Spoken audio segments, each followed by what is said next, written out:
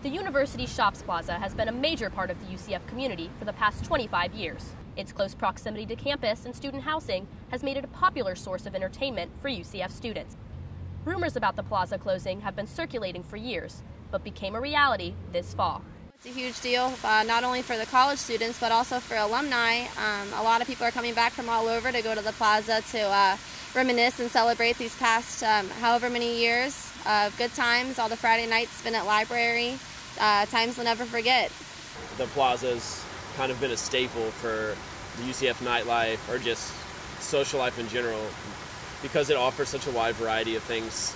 You can go to the skate shop and then go get pizza at Lazy Moon, and then go next door and get ice cream at Jeremiah's, and then go to the bar. The American Campus Communities Incorporated plan to demolish the plaza to build a multi-use student housing complex with vendor space availability underneath.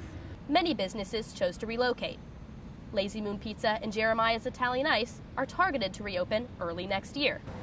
El Cerro and Knights Library are relocating nearby on University Boulevard. Others, like FUBAR, have no plans to relocate. Well, hopefully one day FUBAR can relocate or reopen somewhere around UCF again, and we can have that great bar culture that we're accustomed to. Many students are worried that the change will take away from the UCF culture. Others see this as an opportunity for improvement. I think the fact that library is moving to a new location is going to make it bigger and better. And it's going to be the same library, the same staff, the same feel, just a newer location. We're going to have more bars. There's going to be an outside bar.